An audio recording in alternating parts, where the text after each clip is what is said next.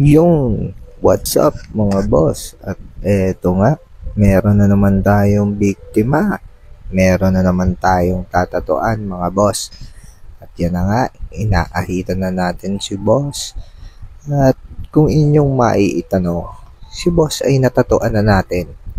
Yung ganito, yan ang tattoo ni boss. Yan nga mga boss. Ang bagong tattoo ni boss ngayon ay tungkol sa Norse mythology. Hindi nyo alam yan. Ako din, hindi. Dahil hindi naman ako nag-aral ng mahusay noon. Tamang kating lang ang alam ko. Ay mabalik tayo. Ang Norse mythology ay tungkol kina Odin. Yung tatay ni Troy. Ni Thor pala. Mali. Mga boss, siguro naman kilala nyo si Thor. Ayan ay naipalabas na sa ilang pelikula. Si Thor ay yung laging may hawak ng bear. Ng maso pala. Hindi pala bear yun. Kala ko yung bear. Si Thor, yung kayang kumontrol ng kidlat upang magluto ng pulutan. Para talunin ng kalaban. Siya yung anak ni Odin na God of Thunder kung tawagin. Iba atang Thor ang aking kilala Kaya kung ano-ano tuloy ang aking nasasabi. Mabalik tayo. Ari nga, Fenrir ang nais ni boss. Aring Fenrir ay ang tinatawag na King of Chaos noong mga panahon ni Odin. At kung gusto nyo pang malaman ang tungkol sa mga garne na Norse mythology, ay matuto kayong mag-research. Luang na ng internet. Pati ako'y napapaisip sa inyo. Tayo mag-focus na lang din sa aking tatuang are. Ay di yan nga. Nakahaba na pala din Yan, tinatapos ko na ang lining diyan kay boss. Ang gamit nating needle ay isang 3RL para sa lining. At yan na nga, tayo nag-shading na dyan. Ang gamit ko naman pang shading ay mga 7M1 para maliit-liit ang tama. Pero may konting lapad dahil matiltail.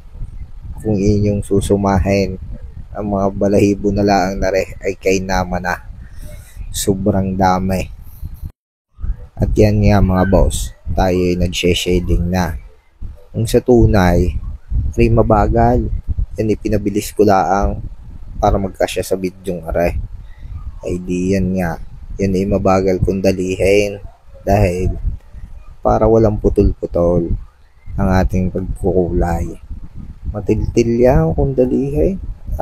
Kita mo naman yung mga spacing na yan. Ay liliit. Ay ninipais. Kaya bagay na bagay ang ating needle diyan na 7. Kung di nyo maiitanong mga boss, ay hahagyapang nagaling yan. Yung tattoo ni boss na yun na isa ay nagpapadali na ulit. Dahil nga plano ni boss ay buuin ng isang barasaw sapagkat ayun daw ang kanyang pangarap, isang full sleeve na tattoo. Ang tanaw ay alam ba yan ni Mrs.? Baka hindi, tayo mapalaw. At yan nga, tayo naglalagay dyan ng pula dahil puro itim ang tattoo ni boss, puro black and gray.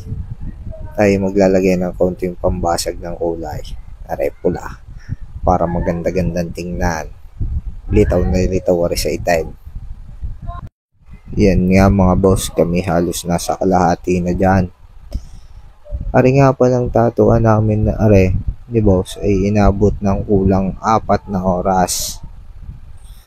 Kami habang nagtatatuan ay nagkwekwentuhan na din. Ari naman ang masarap sa buhay ng isang artist. Nagiging chismoso ka.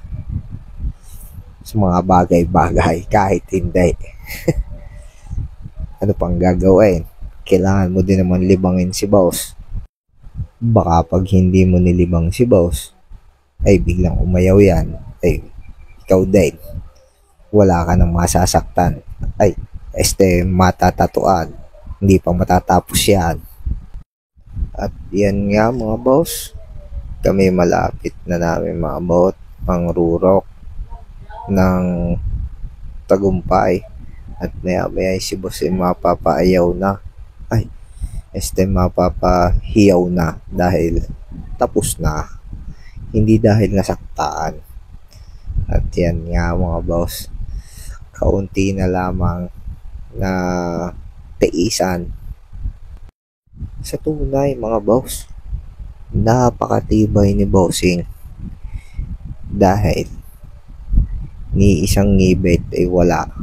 Parang baliwala lang sa kanya ang tatuan namin are. Lalo na sa ganyang parte ay baliwala kay boss dahil hindi masakit yan sa parting yan. Para lang kinakagat ng langgam. Yan mga boss, kulay puti na. Sabi nga ng mga tinatatuan natin, pag puti na, dyan mo na masasabing malapit nang matapos ang tatuan.